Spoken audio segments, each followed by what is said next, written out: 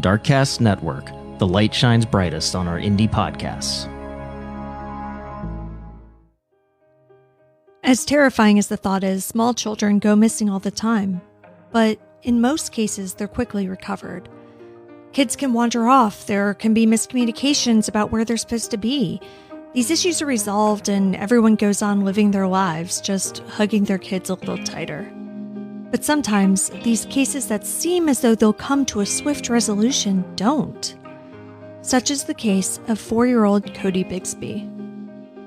Cody was reported missing on January 31st, 2022, when his father said he woke up and found his son's bed empty. A search immediately ensued, and police took Cody's father, Cory, down to the station for questioning. This interview turned into a brutal interrogation that spanned days and led to Cory being arrested on multiple charges. Are police correct in thinking that Cory had something to do with his son's disappearance? Or has tunnel vision led to a terrified father being left in jail, unable to search for his son who has yet to be found? When a person goes missing, there's a special kind of pain in the not knowing. I want to tell you the stories of those who never came home. Today, I want to tell you the story of Cody Bigsby. I'm Kona Gallagher. And I'm Ethan Flick. And this is And Then They Were Gone.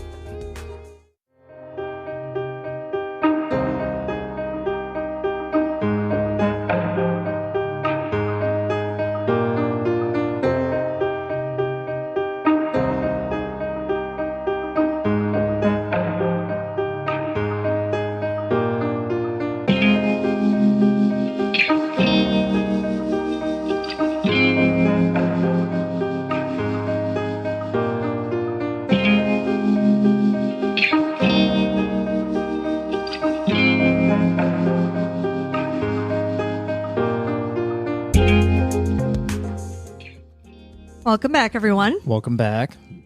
Though this is the second one in a row, I swear we're not only going to cover Virginia cases this season, but the 1-year anniversary of Cody's disappearance recently passed, so I wanted to cover the case in order to bring some renewed attention to it. I've been following this one since the beginning, but kept on thinking he was going to be found. So I held off. But a year later, Cory Bigsby is still in jail, and there have been few clues as to Cody's whereabouts. That's a terrifying thought, too. Being a father stuck in jail, if he is, in fact, innocent. Yeah. Like, not able to do anything to help search for his son.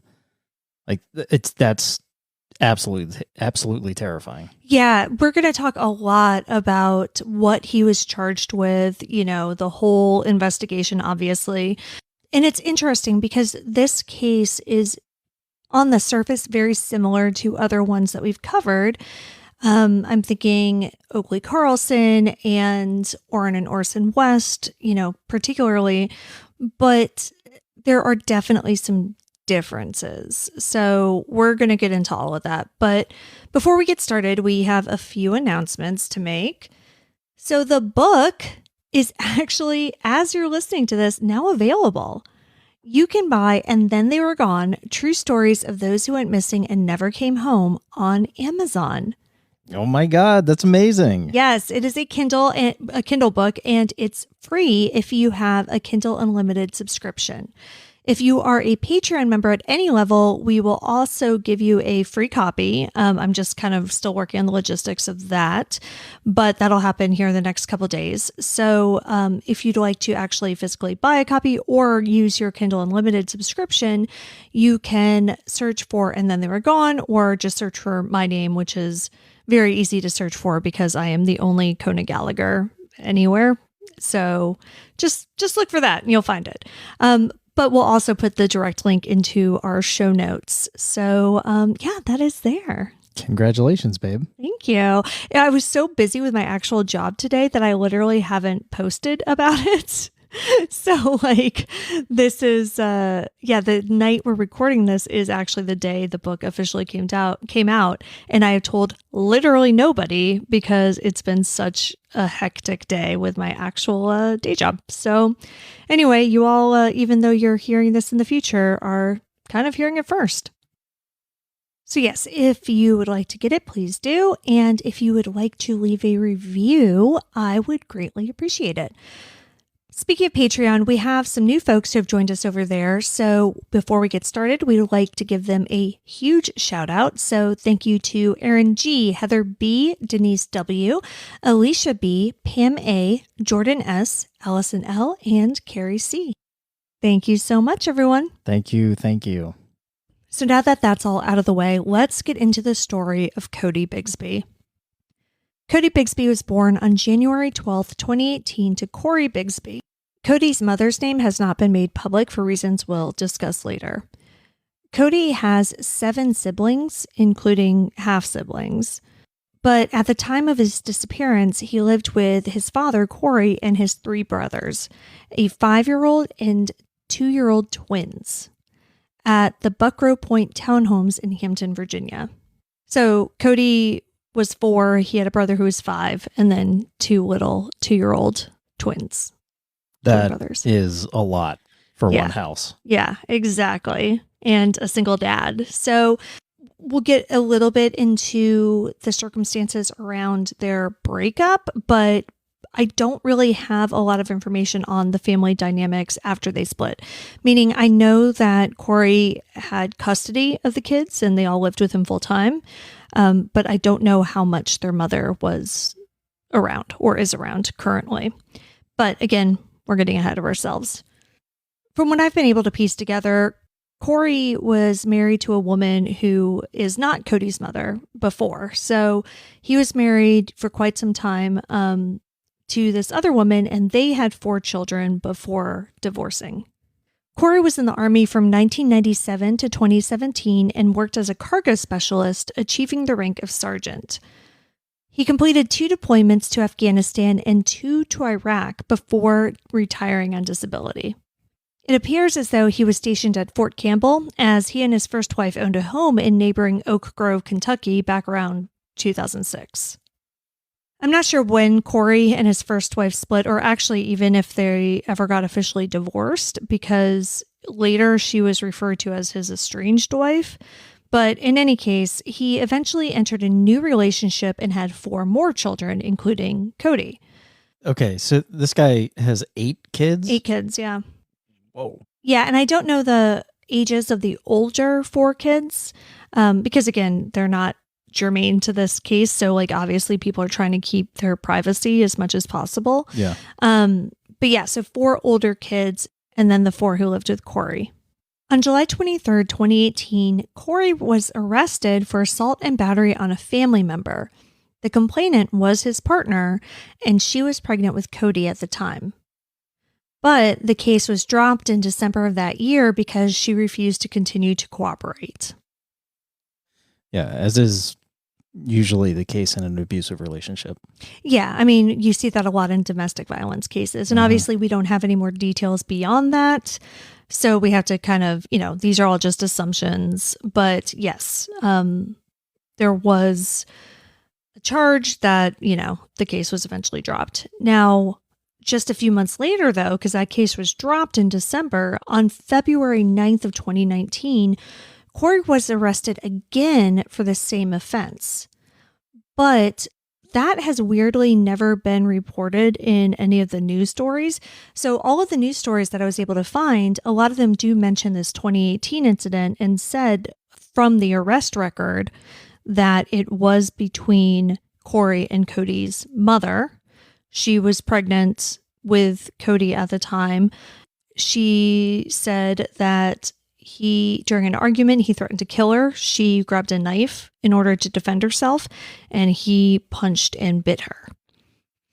So that was her story from the 2018 incident. I've not been able to find a single news source that talks about the 2019 incident. But when I looked at his court records, it's there. And it's not just like a different hearing for the same incident. I mean, though there are 2 different offense dates. Huh. But this case was also dropped the next month. So that was dropped in March of 2019.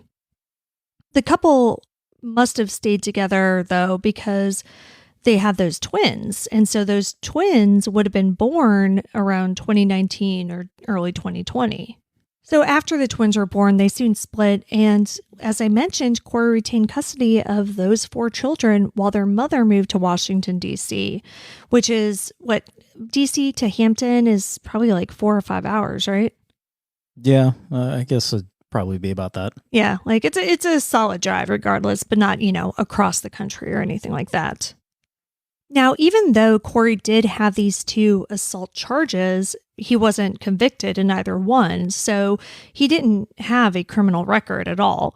The only other court case I was able to find, court cases, I should say, involved speeding, like dude liked to drive fast and, driving on a suspended license, failure to obey highway signs, like all of that kind of stuff. The usual stupid shit. Exactly. And it was a bunch of it, but that's all it was, According to address records, Cory moved into the Hampton townhome on Ranelette Drive in early 2020.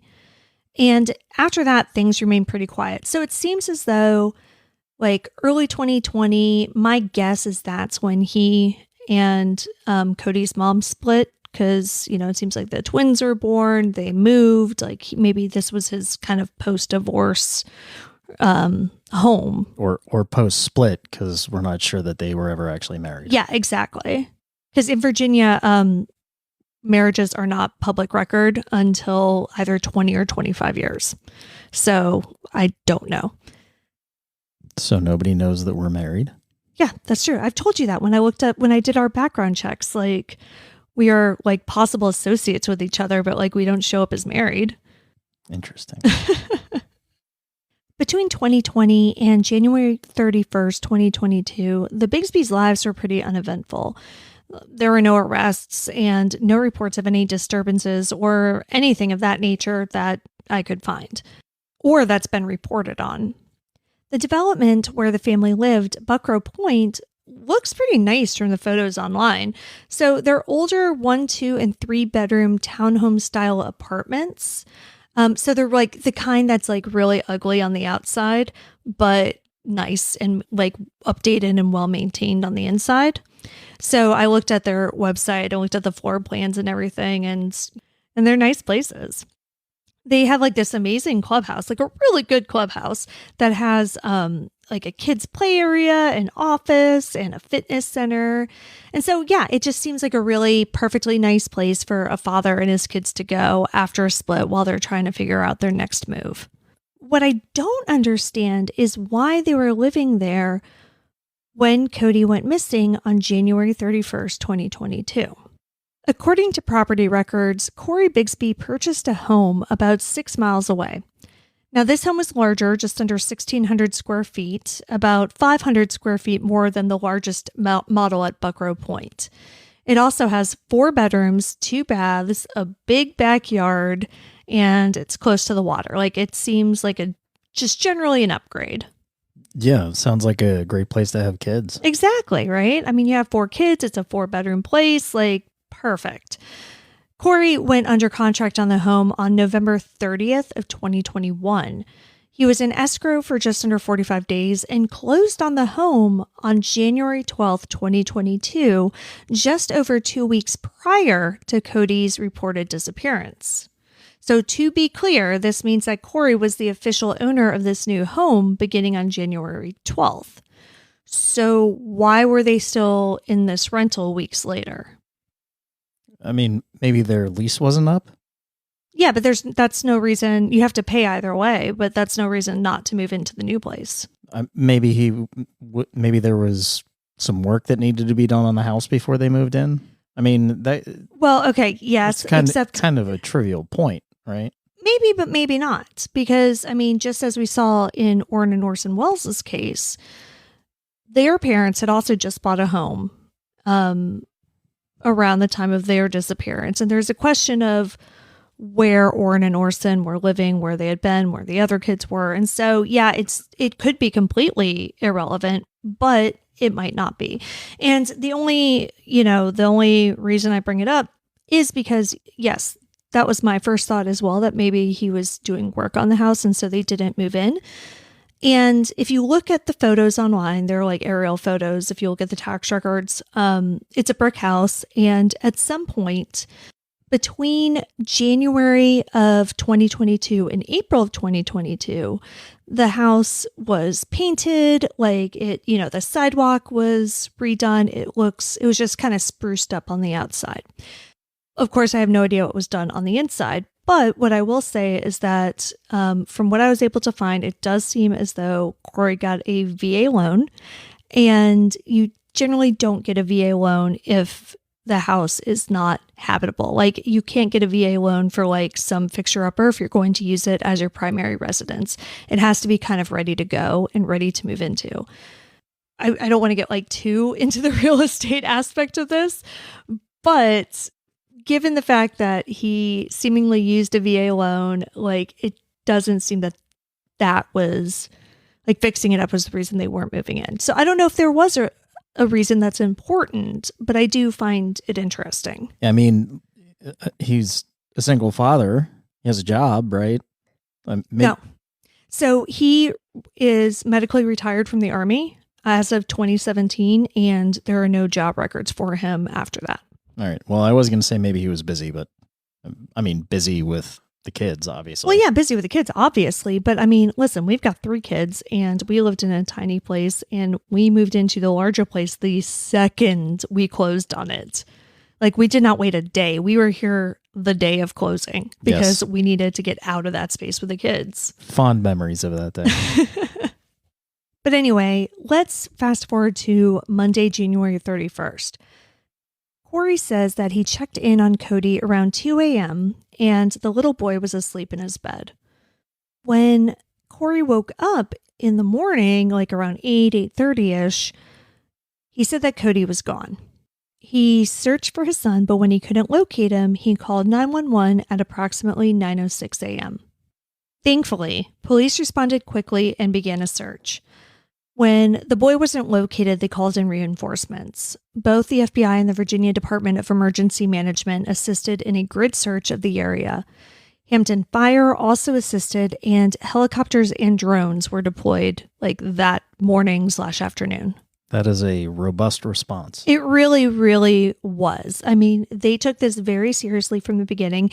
And I think it's one of those things where, like, based on Cory's story, the most likely explanation was that Cody had somehow wandered off, which happens. Yeah, I mean, still also terrifying. Yeah, obviously. But if he had wandered off, like, it would stand to reason that you would find him relatively quickly because a 4-year-old can only go so far. Right.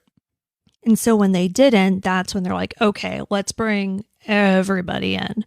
But I found it so interesting and impressive that the FBI got involved on day 1. Like, that's, I feel like, not something that we see all the time. Yeah, I mean, the only thing that I could think of is that, I mean, Quantico's relatively close.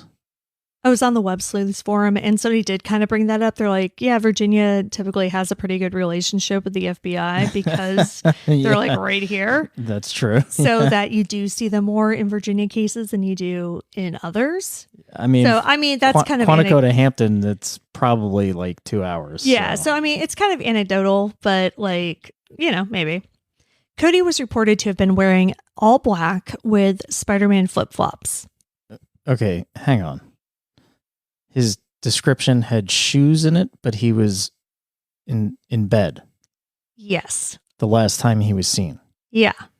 Were the flip-flops also missing from the house? That's the thing. And this is a weird detail, and it's something that struck me immediately. And one of the things I love about going through the Web Sleuths forums is seeing people's reactions in real time.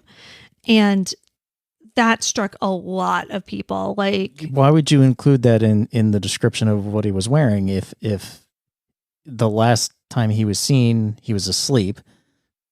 And so, I mean, that to me says that his flip-flops were missing. Right. So, yeah, it could mean that Cory or someone else realized the shoes were missing, like you said, not that they necessarily saw Cody wearing them. Right. But, they were missing when, like, the next day, and they put 2 and 2 together. But that is an interesting detail to consider, because if Cody did decide to wander off for some reason, it would make sense that he would have put his shoes on. And flip-flops, yes, it's January 31st and it's cold, but like he's a 4-year-old four. kid and Yeah. he's just looking for something quick to put on. Yeah, like him putting on flip-flops makes total sense to me. Yeah. But if someone came and abducted him in the middle of the night, to me, it's unlikely that they would take the time to put shoes on the child. Yes. Especially since those flip-flops were likely jumbled up with shoes belonging to 3 other little boys. Right. So like how, if you're just some random abductor who decides to take this one child out of 4, like, and you're also going to find the flip-flops that belong to him and take the time to put them on? That just doesn't make sense for it to be like a rando. Right. Coming into the house and targeting one. Mm-hmm. You said his older brother was 5? Mm-hmm. Like, why just take the 4-year-old? Yeah. Though several agencies were assisting in the search and local media was on the scene, an Amber Alert was not issued for Cody. Because there's no evidence of an abduction. Correct. Yeah. Virginia is one of the states that requires a belief by law enforcement that the child is in imminent danger of serious bodily injury or death, and that there's descriptive information about the child and their, abductor. So what they really want is a license plate number or some other description of the person who they believe took the child. So, there wasn't any evidence that anyone took Cody in particular. So an Amber Alert was not put out. Part of the reason, though, that the police didn't think they had enough evidence that Cody had been abducted could be because they were already starting to set their sights on Cory.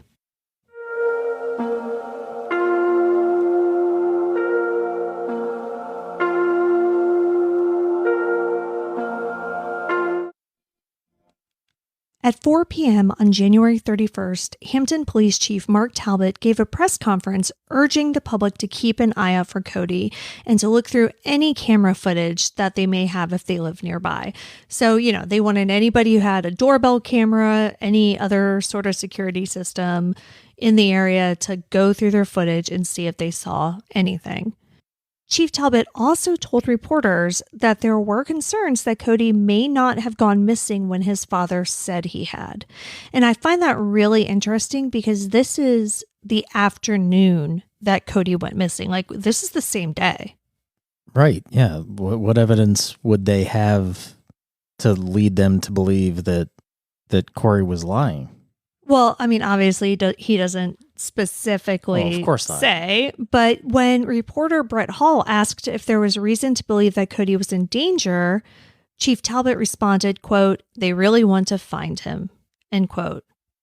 However, he also stated that both Cory and Cody's mother were cooperating with police and answering questions. At this point, it seems as though they had only spoken to Cody's mother by phone because she no longer lived in the area.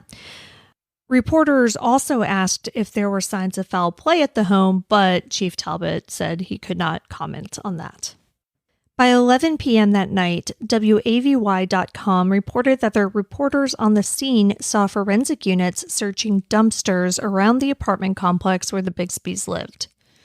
Concern was, of course, growing as no trace of the 4-year-old had been found and temperatures were quickly dropping into the 30s. The next day, February 1st, searches resumed, and Cody's mom came into town to speak with police in person. Chief Talbot held another press conference and doubled down on the suspicions that he had, saying that the evidence they had left them with serious doubt about Cory's story about when Cody was last seen. He then asked the public to look at footage from Sunday, January 30th, which was the day before Cody was reported missing. When asked if they had a person of interest in Cody's disappearance, Chief Talbot replied, quote, "There is a person of interest. We are most interested in Cody's parents," end quote. And again, now we're talking about the next day. This is about 30 hours after Cody was reported missing.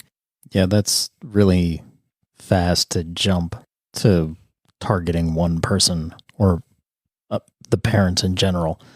But we don't know what evidence there was. We don't Right. know what Cory's statement was. So Here, we're talking day one. This chief is coming out against the father who reported him missing. Chief Talbot at the press conference also had the following exchange with the reporter. So the reporter said, "Have the parents not told you enough to connect the dots on the stories that are not adding up with the evidence that there is?" Chief said, "We probably won't know for certain how much is being left out until we find this child." The reporter said, "But isn't that really the concerning thing, that the parents, the people that were responsible for his safety, are telling you stories that are not adding up to the evidence that you have?" And the chief said, "That is the crux of the investigation. We have to figure that out." On February 1st, other members of the Bigsby family came down to help. Cory's sister was interviewed by a WAVY reporter in front of the apartment. She said that she didn't believe for a second that her brother had hurt Cody or that he would hurt any of his children. Police held another press conference on February 2nd where they addressed the person of interest issue. Chief Talbot said, quote, "I'm going to provide some clarification on the person of interest in this case. The person of interest in this case is Cody's father. His name is Cory Bigsby. He is a 43-year-old Hampton man," end quote. And, this clarification is important because he's saying very explicitly that Cody's father is the person of interest. And it's seemingly removing Cody's mother from being a person of interest. Though Talbot does clarify that no one has been 100% ruled out. But obviously the focus is very much on Cory and not Cody's mother or anyone else. it would be easy to rule out his mother if she lived in DC and there was some way to verify that she was in DC. Right. Yeah, again, it's like singularity of focus. And speaking of which, here's where things start to get weird. So remember I said at the beginning that on January 31st, the day Cody went missing, Cory went down to the police station to answer some questions. Chief Talbot also said this about Cory's whereabouts, quote, "Cory is still with us at police headquarters. He is there voluntarily and he is choosing to answer our questions," end quote. To be clear, he said this on February 2nd, 3 days after Cory went to the police station to answer questions. I don't understand. I mean, like, has he left and come back? No. So he's been at the police station for 3 days. Correct. Supposedly, quote unquote, voluntarily. Yes.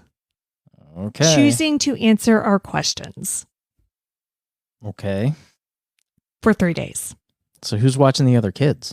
So they don't say specifically, but the reporters did ask that because apparently initially on the 31st, when Cory went to the police station, like he took the other kids with him, and Chief Talbot did say that the kids were safe and, away and being taken care of, but he didn't say specifically where.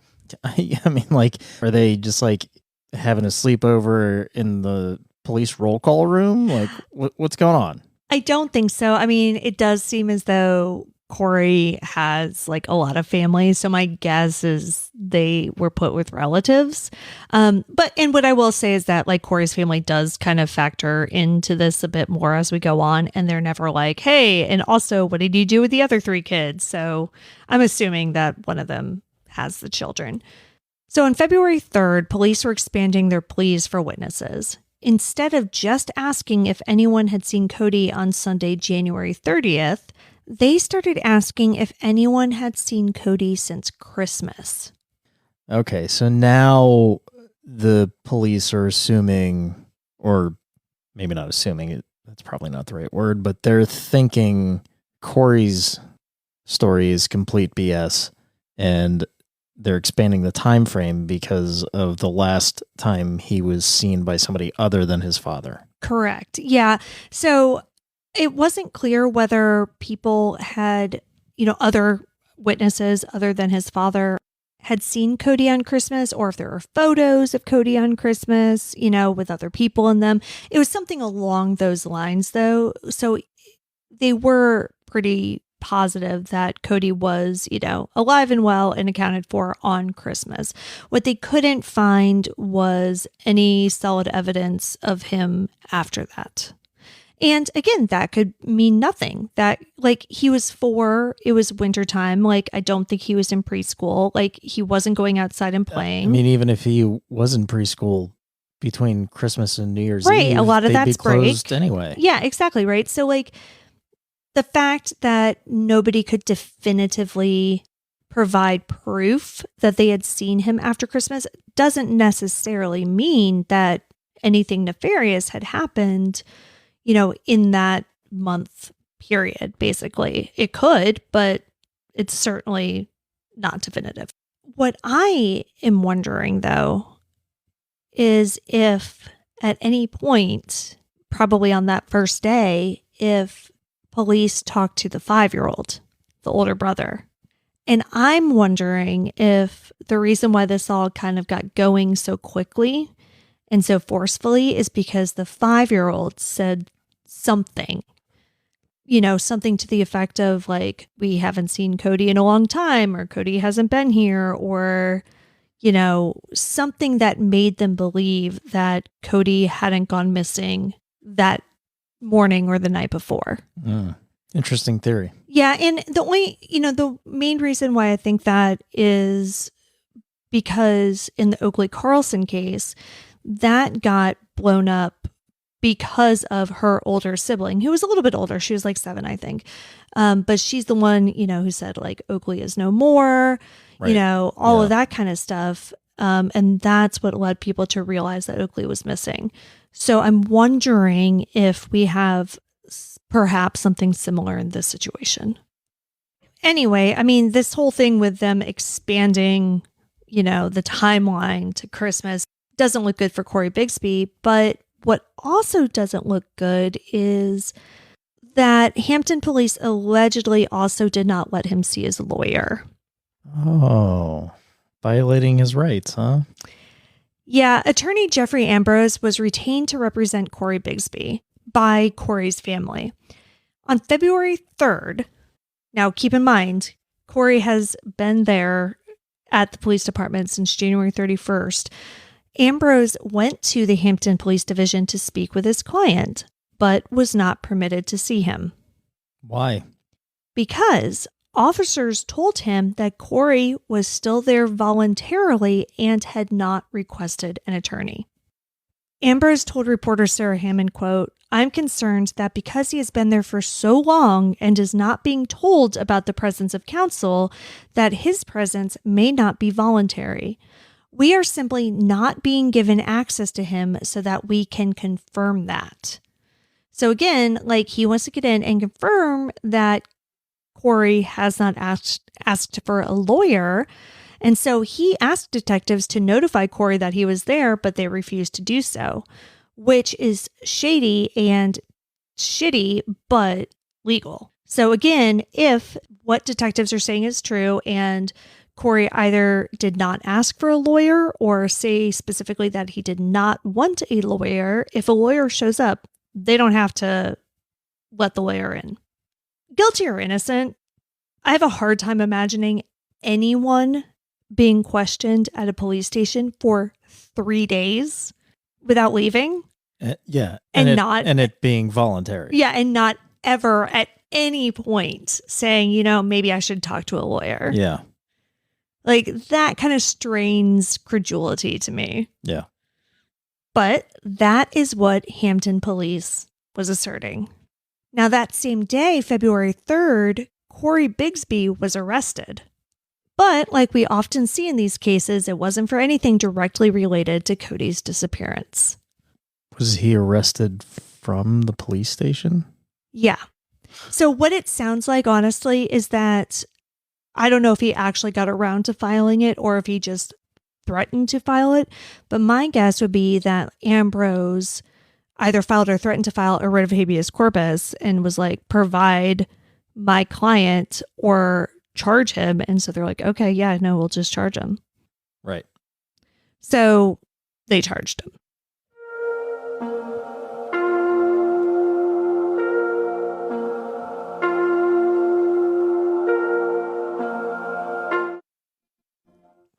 Cory Bigsby was arrested on 7 counts of felony child neglect. According to the arrest warrant, quote, Bigsby confessed to leaving the children alone for over 3 hours on December 13th, 2021, so he could go buy a vehicle in Norfolk. The 3 youngest children were left home alone during this transaction. The children were left without a means or ability to communicate emergency services. So what that ending part basically means is that, he doesn't have a landline, which a lot of people don't have, so the kids were not able to call 911. This also means that the 5-year-old was not there, and it's not said where he was, if he was with Cory or somewhere else. But on this day, it was Cody and the 2 twin 2-year-olds who were left home alone. Cory allegedly told detectives that he did this because the 4 children were too much of a burden to take with him when he left the home. So he left the youngest 3 by themselves? I guess, like I said, I don't know if he had the 5-year-old with him or not. But yeah. A similar situation also occurred allegedly on January 25th, just under a week before Cody was reported missing.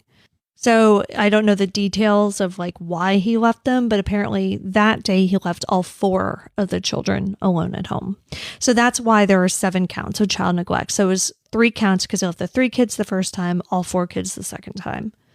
Jeff Ambrose was finally permitted to meet with his client on February 4th, the day of Cory's arraignment. Okay, wait. When was the charge of leaving the 4 kids? January 25th. Just 5 days, 6 days before. Yeah. So by charging him with that, as let's say that's the 7th count, that's acknowledging that he was alive at the time. Oh, that's interesting. You're right. Yeah, because it can't both be true. It can't be he disappeared right after Christmas. Yeah, previous to January 25th, if he's also charged with leaving him alone on January 25th. Yeah, I mean, that's a good point. It seems honestly like they were just throwing anything to the wall to see what would stick. Yeah, sure. But yeah, no, that's just something a good to keep point. In the back of your mind. So Jeff Ambrose was finally permitted to meet with his client on February 4th, the day of Cory's arraignment. After the meeting, he spoke with reporters and accused the Hampton police of violating his client's constitutional rights. He said that Cory was not actually at police headquarters voluntarily for 4 days. Weird. Shocker, right? In fact, he said that Cory asked for an attorney on day 1, but was denied.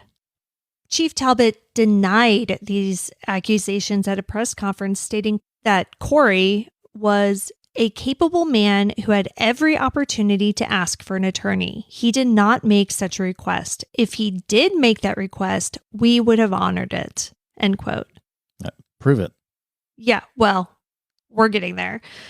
By February 5th, the command center had been taken down, at the apartment complex, but the community did not give up. Not to say that police did either. They were very much still investigating, but... Right, but the multiple agencies, federal agencies, it starts to get scaled back. Exactly. Volunteers continued to search for Cody, knocking on doors and hiking through mud and thorns, all in hopes of finding the 4-year-old. The next evening, a candlelight vigil was held next to the Hampton soccer fields.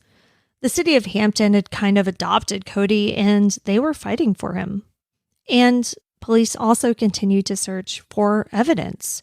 They went back to the apartment and removed several bags filled with evidence. They also stated to reporters that the FBI had provided them with a great deal of forensic evidence for them to sift through.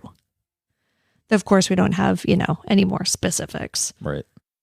Cory Bigsby had a bond hearing on February 8th. His attorney, Jeff Ambrose, pointed to Cory's military record, his clean criminal record, and willingness to adhere to house arrest and electronic monitoring, all as reasons he should be granted bond. Cory's first wife and mother of his 4 older children also took the stand to advocate for his release on bond. However, the Commonwealth's attorney did bring up that while Bigsby had been honorably discharged from the Army, he had been convicted of going AWOL. Now, I should point out that convicted is the word that the attorney used. So I've read that AWOL is Article 86 of the UCMJ, the Uniform Code of Military Justice, and is not as serious as Article 87, which is desertion. So as such, AWOL is usually taken to NJP or non-judicial punishment, meaning that he was not technically convicted as he likely did not receive a court-martial. And that makes sense because this whole AWOL thing really took Cory's lawyer by surprise at the hearing, which is not something that you want to have happen as a defense attorney. But he later told reporters, he's like, I asked him if he had any convictions and he said no. And I just think that he didn't think about that because it wasn't an actual conviction. Yeah. And I mean, even if it was some sort of conviction, it wasn't a criminal conviction. Right. And it wasn't even like a court martial, so right. It wasn't civil or like military. And, like you said, he was honorably discharged. I mean, that's true regardless. And so, yeah, it was definitely a little bit of an embarrassing moment in court, but it doesn't necessarily say that Cory was lying about anything either. But the Commonwealth's attorney also stated that releasing Cory from jail would give him the opportunity to obstruct law enforcement from finding Cody's body. So those are the two main tenets of the argument against granting him bond. That he is a flight risk because he has this history of going AWOL, and they believed that he would, hide the body better or hinder the investigation in some other way were he to be released. The judge denied bond. Ambrose wasn't done, though. He immediately filed an appeal in hopes of getting his second bond hearing. He was also still going after the police for violating his client's constitutional right to an attorney and said that he was awaiting 72 hours of interrogation footage from Hampton police in addition to other discovery items. I mean, come on, 72 hours? Voluntarily. There's no way that that's voluntary. Exactly. Yes, 72 hours of footage. And that's not to say that it's all interrogation footage, because a lot of, the camera is... Come on. That's nuts. Exactly. Ambrose also pointed out after this hearing that even after multiple days of interrogation, Cory never implicated himself in his son's disappearance. And even though he hadn't seen all 72 hours of the video, that's pretty evident by the charges that were filed. Right. None of which were directly related to Cody's disappearance. Amid the legal wrangling, activists continue to fight for Cody and publicize his case, even getting digital billboards put up. A group of activists even descended on a city council meeting, a fact that I'm mainly only bringing up so that I can share this banger of a quote. So basically, Chief Talbot was defending his department's efforts in the search and started off, and honestly, I wasn't there, but I was reading this and it sounded a little condescending to me, but he thanked the activists who were there for not being a distraction during the investigation. Citizen volunteers have been on the ground since day one searching for this little boy. And so for him to thank them for not being a distraction, does strike me as a little condescending. Yeah, for sure. So it obviously did not sit well with people who were there. And one of the organizers, Jafari Jones, replied, quote, "Y'all want to sit here and call somebody a distraction? This is a distraction. Get your hands off me, pretty boy," end quote. And I just really enjoyed that very much. And he was speaking to the officers who were escorting him out of the council meeting. And the article that I read said that he was saying this while he continued to yell expletives into his bullhorn. Perfect. So big fan of Jafari Jones.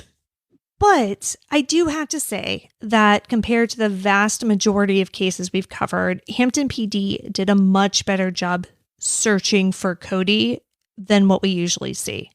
I mean, the fact that they took it seriously from the very beginning, that they involved other agencies from the very beginning, that they set up the command center, they did the grid searches, they kept on expanding outward, they really started interviewing people and figuring out where they should be focusing their search. Like the actual search for Cody itself, I think it's really hard to find fault with how they handled that. How they handled Cory and everything else, that to me is kind of a different story. Because the treatment of Cory Bigsby leaves me with a lot of concerns. And that's kind of evidenced by this quote from Chief Talbot from that same council meeting where he said, quote, "We followed the evidence from day one. It was very clear to us the evidence about what likely occurred has been very clear. There is little about this that has been mysterious," end quote. I mean, so if they have a quote unquote smoking gun, I just don't see where. Right. And that's the problem, right? Because like we haven't seen the evidence. So maybe they do have, the metaphorical smoking gun, but it's also giving me tunnel vision vibes. Oh yeah, 100%. Yeah. And it's hard to say, right? Cory's family definitely felt that the police were focusing on the wrong thing. Cory's sister, Tandalea Butler, whom I mentioned earlier, she spoke to reporters kind of at the beginning. She had this statement read at the council meeting, quote, "As Cody's aunt, the first real question I have is where is the support from the elected officials of the city? I have traveled hundreds of miles back and forth to make efforts to bring my nephew home with absolutely no assistance from local officials. Our hearts are heavy. I particularly am outraged. I feel that law enforcement wasted time during the most crucial hours. I need to know why there is so much focus put on the father when that energy could have been put into locating the whereabouts of Cody. It saddens me to know that the disappearance of a 4-year-old child is not as important as playing the blame game." End quote. So while I do disagree with her criticisms against the search itself, I definitely get where she's coming from on every other point. Because it does seem as though they put a lot of effort into just telling people that Cory did this, right? And we've talked about this in other cases, the danger in that, if you don't have solid evidence that this is the person who is responsible, then it hurts the investigation, because if you're getting up and telling the public, well, the dad did this, if somebody saw something that day, then they're less likely to call it in, because they're going to think, well, oh, I must not have seen what I thought I saw because, the dad did it and like this doesn't fit with that. And they started saying that Cory Bigsby was responsible from day one. We, of course, don't know if that negatively affected the investigation at all, but it certainly could have. The other thing about this case is that a lot of the action happened very early on. In most of our episodes, all of the information that we've covered would have been over like a 3 or 6 month period. But in Cody's case, this all took place in about a week and a half. I mean, that's really quick to jump to the conclusion that he did something nefarious. Yeah, I mean, just the fact that all of this has happened, is just amazing to me. So even so, this was a very short period of time. One of the main questions people kept on asking was, where is Cody's mother?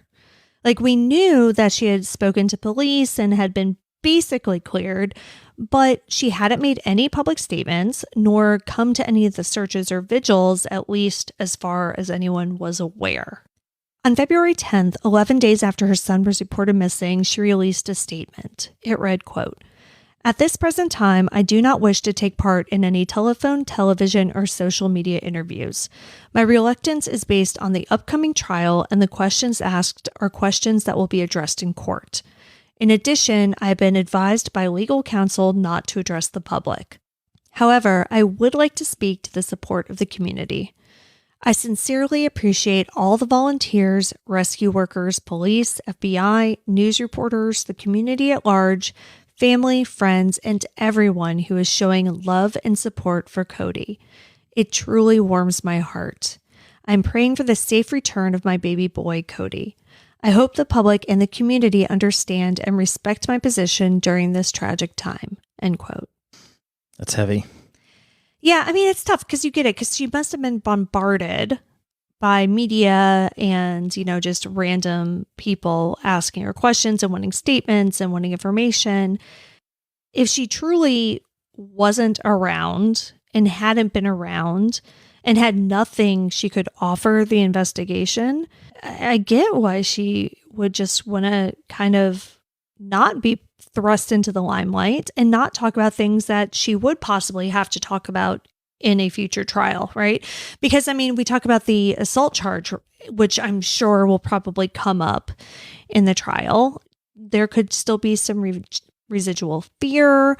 I mean, there could be a lot of things going on. And I think a lot of people were very quick to judge her even after this statement. Saying that they thought it was like weird that she wasn't doing more for her son, but she was just in a tough place. Just 2 days later, though, it appeared as though there may have been a devastating discovery. Hampton police were searching an area behind the apartments where Cody was last seen. Volunteers on the scene called after they found a child's jacket size 4T on the ground near tire tracks. Though it apparently took several hours for police to arrive, when they did come, they searched and later brought in forensics and canines to assist.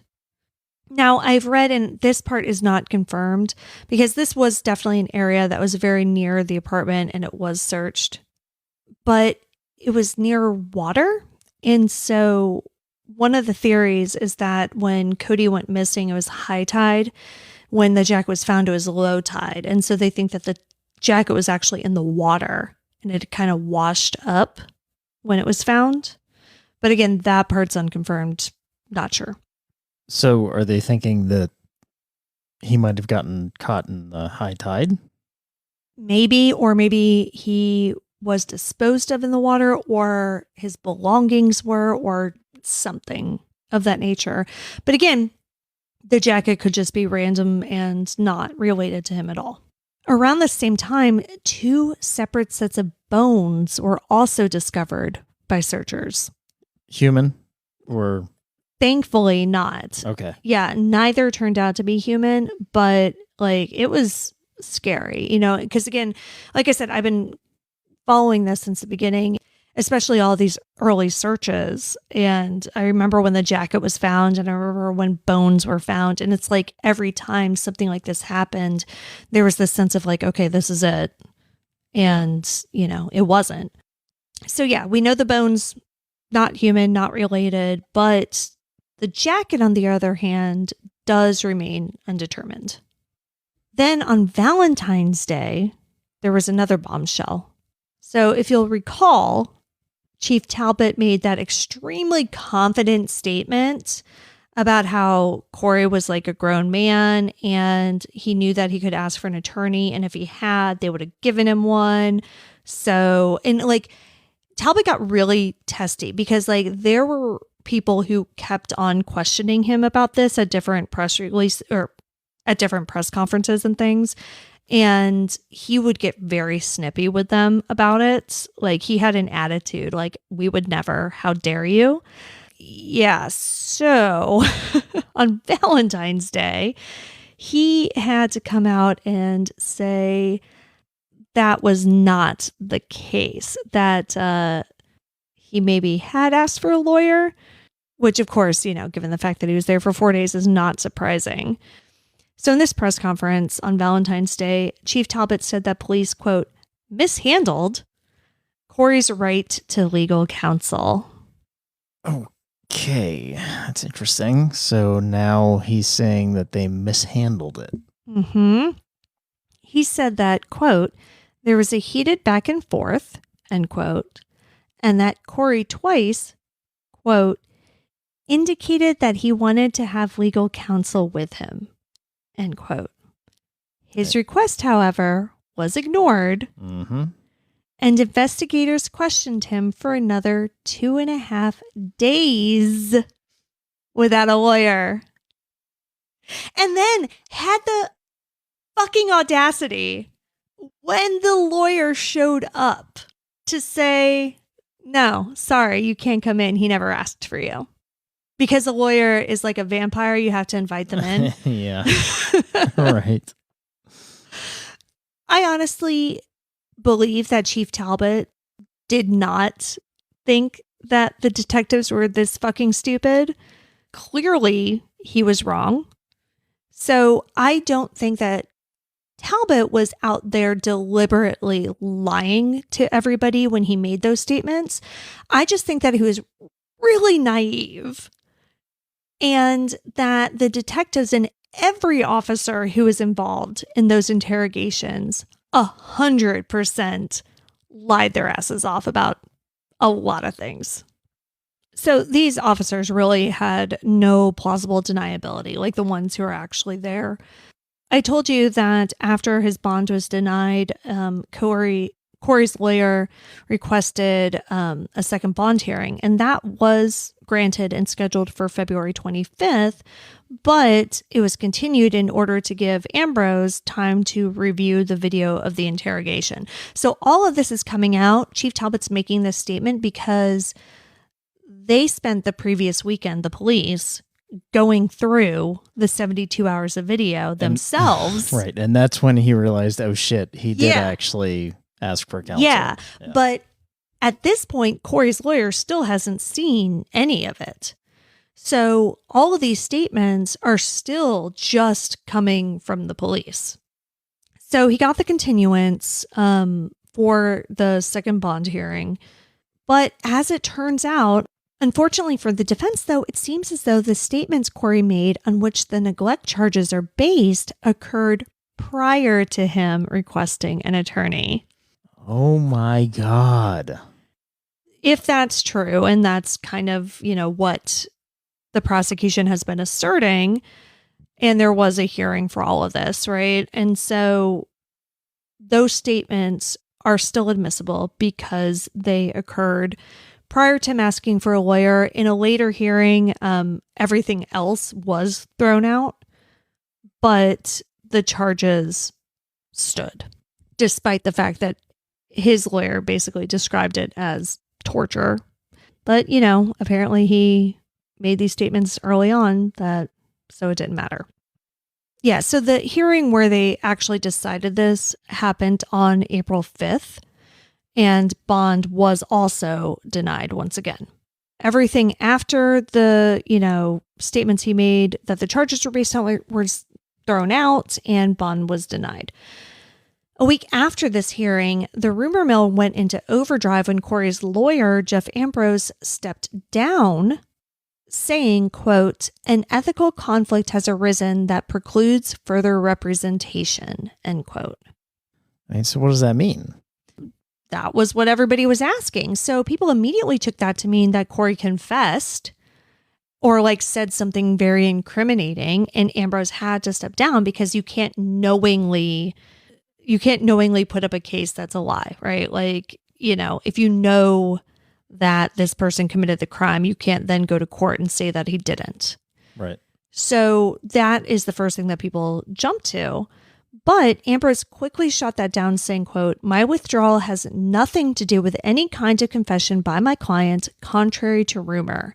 The ethical problem compromised my duty as an attorney and his rights as a defendant," end quote. So I have no idea what the hell that means or why he had to step down. But he did say specifically that it wasn't because Cory confessed or, made an incriminating statement. Cory searched for a new lawyer, but as the summer of 22 approached, things only got worse for him. On July 6th, those 7 charges he was facing, the felony child neglect charges, turned into 30. What? Yeah. And I'm really interested in how this happened, given that most of his interrogation was thrown out. And again, none of these new charges were directly related to Cody's disappearance. So a source told WTKR that the new charges, quote, include 15 charges of child neglect for leaving the children home alone, 4 more charges of alleged child abuse, and 2 additional child neglect charges in connection to those child abuse charges. Also, 2 misdemeanor charges were added for failure to secure medical attention for an injured child. I mean, what is all this based on? So, to me, this can't be based on Cory's own statements, because if any of these statements that implicated him in any of these charges had been made prior to him asking for a lawyer, they would have charged him with them initially. Right. And everything else got thrown out. So this can't be because of him. This has to be because of other evidence, like outside witnesses, outside statements, outside proof, like things, I could see it almost like financial records, right? Like financial records showing him in one place and his children not with him, or, Sure. something along those lines, maybe. The misdemeanor of failure to secure medical attention for an injured child, that could have come from, the kid's mom. It could have come from another family member or somebody at a daycare, just anything like that, right? So I can see, because this is the summer, this is July, so they've had half a year to talk to people and to get all the dirt, right? And so I'm thinking that's where this stuff came from. That's not to say, that it's true, that it's false. We have no idea how credible any of this is, but I think that's what it is. Right. Instead of the 2 instances of leaving his young children home alone with which he was initially charged, the new indictment cited 7 separate occasions and said that they were left home long enough for it to be considered, quote, a reckless disregard for human life, end quote. Ouch.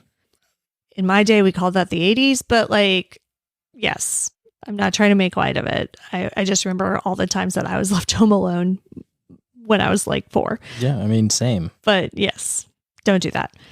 During this court appearance, for when he was indicted on these new charges, Cory's bond was also denied for a 5th time, and it was determined that he was heading to trial.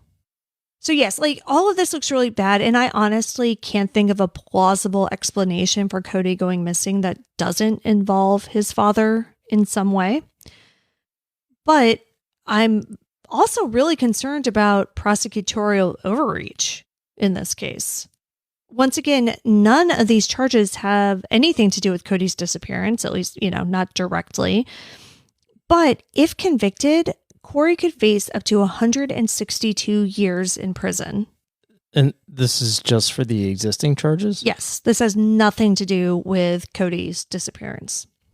And you think of all of the cases that you hear in the news of rapists and murderers going free after short periods of time. And then this guy, regardless of what you think about his role in Cody's disappearance, because he's not charged with that, they're trying to give him 162 years for this. Cory's new attorney, Amina Matheny Willard, called the indictments, quote, absolute nonsense, end quote. She released a powerful statement in defense of her client saying, quote, today the Hampton Commonwealth's attorney announced a 30-count indictment against Cory Bigsby. The law enforcement cover-up in this case is shocking, and the result is a desperate father sitting in jail while his son is missing. Because the Commonwealth's attorney knows that Cory is innocent, he cannot indict Cory for the disappearance of Codi Bigsby because he is innocent. They locked him up, deprived him of a lawyer, and tortured him in an effort to secure a confession. They soon realized a combat veteran turned innocent father doesn't break, and he doesn't confess to a crime he didn't commit. When police realized Cory was innocent, they should have moved on to other potential suspects. Instead, law enforcement doubled down. Our criminal justice system's history is littered with cases like this, where the ends justify the means to arrogant police and prosecutors. As we see in case after case where corrupt police were able to obtain forced confession, the state was wrong. The Commonwealth is likewise wrong here, and in this case, Cory Bigsby withstood their torture techniques and refused to confess to a crime he didn't commit. Today's indictments carry one clear message. Cory Bigsby had nothing to do with Cody's disappearance, and the Commonwealth's failure to make a case is an admission to this fact. The indictments at hand are absolute nonsense. The allegations against Cory could be made against any busy and struggling parent, as it seems the Commonwealth's attorney must be reminded that not everyone has a disposable income with which to hire daycare or an au pair. The Commonwealth is desperate to convict Cory of something, anything, because they know that Mr. Bigsby will be filing complex federal litigation against the city to hold them accountable for their horrific conduct in this case. This case is not a prosecution. It's a modern-day lynching. Mr. Bigsby looks forward to his day in court. End quote. Like, that's a fucking statement. Right? Like, again, whatever you believe about Cory's guilt or innocence, that's a damn good lawyer. Amina Matheny Willard is her name, by the way. In case I need it. I'm just saying, like, I just want everybody to know, like, it's really interesting because we don't know what evidence the police supposedly have. And yes, common sense does say that he's involved in his son's disappearance, but the way that police and prosecutors have handled this in terms of Cory does seem insane to me. I mean, you're absolutely right. They didn't look at anybody else. They just went straight for him. And went for him hard. Yeah. I mean, listen, we talked about, again, Oakley Carlson. We talked about, like, Jordan Bowers. And I even made light of the fact that she was released from jail and then was immediately rearrested on identity theft charges, because I do think that that's, like, kind of funny. But this is not that. They kept them in jail so they can build a case, and, they were charges, they were legitimate, whatever. And I'm not saying that these are not legitimate charges, but we're talking 162 years, and we're talking 4 days of an unconstitutional interrogation in which he did not confess to anything. So I very much get where she's coming from. And yes, like, her job is to defend Cory Bigsby zealously, and she's definitely doing that. And I'm not saying that she's right, but when it got to the point where she said Commonwealth's attorney must be reminded that not everyone has a disposable income with which to hire daycare or an au pair, like, that made me think of the woman who was arrested and thrown in jail for leaving her child in the car while she went in for a job interview. Yes.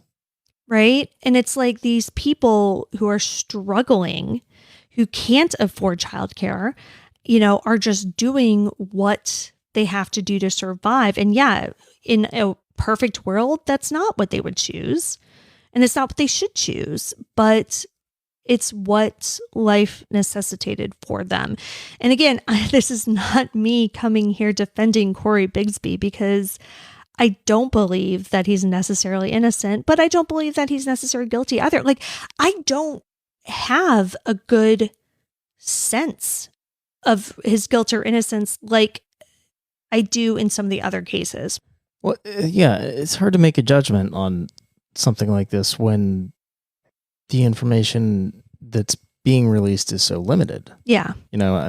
So yeah, you have this police department that admits that they fucked up with his interrogation, but then it's cumbersome on when he actually asked for counsel and all this other stuff.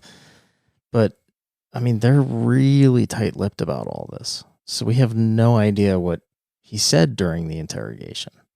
Yes, exactly. And it makes sense that they're tight-lipped about it, and that's good for their case, for, whatever. Yeah.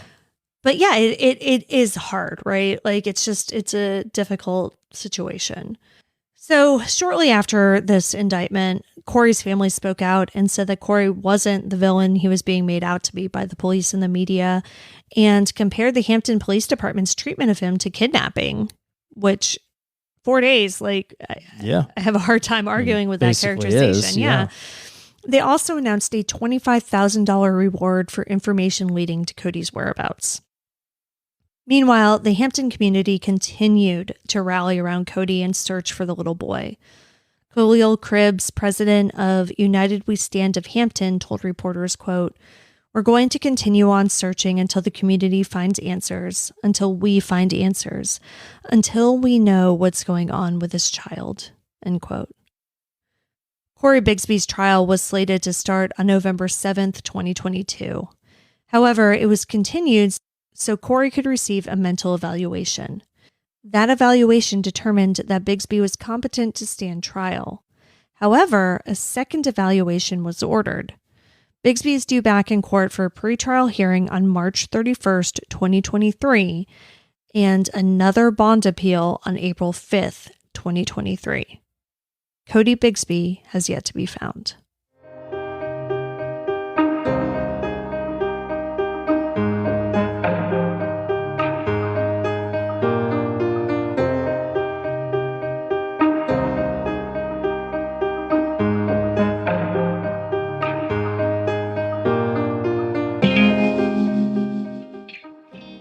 Cody Bigsby has been missing from Hampton, Virginia since January 31st, 2022. He is a black male with brown hair and brown eyes. At the time of his disappearance, he was approximately 3 feet tall and 60 pounds. He was 4 years old when he went missing. He would be 5 today. If you know anything about Cody or Cory Bigsby's whereabouts between December 25th, 2021 and today, you're asked to call the crime line at 1-888-LOCK-YOU-UP, the letter U, which is 1-888-562-5887, or submit a tip online at P as in Paul, 3, the number 3, tips.com, p3tips.com, or via the P3 Tips app. You can see all the sources for this episode along with photos and videos at our website, andthentheyweregone.com. And be sure to follow us on social. Then They Were Gone Pod on Facebook and at ATTWG Pod on Instagram, TikTok, and Twitter. If you like what we're doing, please subscribe and consider leaving a 5-star review on Apple Podcasts. It will help new listeners find us. And the more people that listen, the more chances we have of bringing someone home. And we'll see you here next week for a brand new episode. See you next week. And Then They Were Gone is hosted by Kona Gallagher and Ethan Flick. Our research, writing, and editing is done by Kona Gallagher. Theme music is The Stork by Ketsa. Additional music is provided by Kai Engel. And Then They Were Gone is a Little Monster production. Hey, you can do it!